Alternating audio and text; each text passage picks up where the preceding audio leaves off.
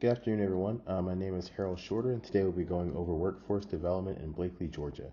This is presented for LHRD 7001 in the 2023 First Fall module for Dr. Oliver Crocco. For the agenda, we will go over the city workforce overview, the state workforce development overview, some strengths and weaknesses of the programs, a recommended way forward, and then we will conclude. Just briefly touching on the wave tops for the city of Blakely workforce. Percentage of high school graduates at the very bottom is 80.2%, and the percentage with a bachelor's or higher degree is only 14.4%. So when we talk about the workforce development, as we've read recently, one of the floor requirements for entry into the workforce is a bachelor's degree. So if the vast majority of people don't have a bachelor's degree, then that does provide some issues with entering the workforce. So again, that number is important for us. Everything else is just here for your information. The workforce inside Blakely, Georgia is very small and also not very diverse, at least to an outsider's perspective. So as of 2020, there were 3,690 workers within the city and the county at large. That was generally within education, health, and the trades. I remember when I was growing up, I spent a lot of time in the city, and everyone either seemed to be a teacher, a nurse, or a farmer, or they worked in like the grocery store or something like that. And that has held true ever since I stopped, spending a lot of time down there. So between this slide and the next couple of slides, it'll break down into more detail of what occupations are generally held by people within the city.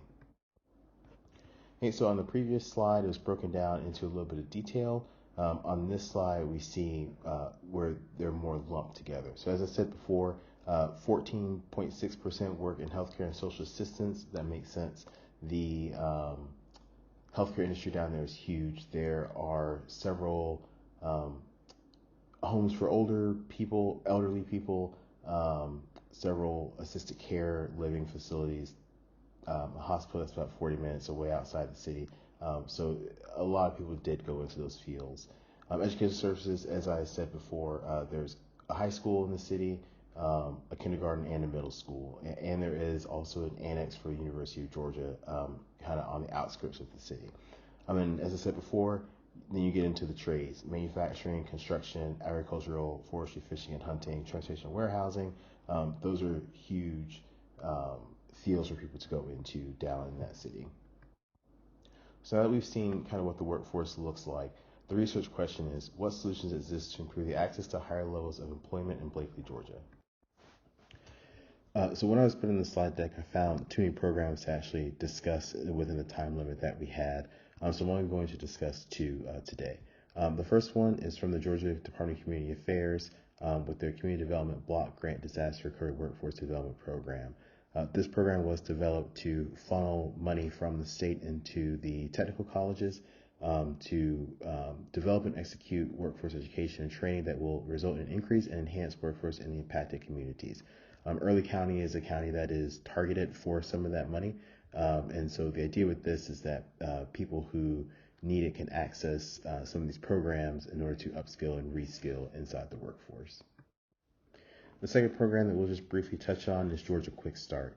It was founded in 1967. It's the first program of its kind within the U.S. The idea behind this program is it's a way for companies that are expanding into the state of Georgia to get free training for people who are already in the area. One of the examples I found on the website was Starbucks. They said they were expanding into the state and they were able to rapidly reskill people in order to open locations inside the state of Georgia. So this is also another great program for people to access for the workforce. So some of the strengths and weaknesses, one of the main strengths are the programs are very robust, they're very flexible, and they are very diverse.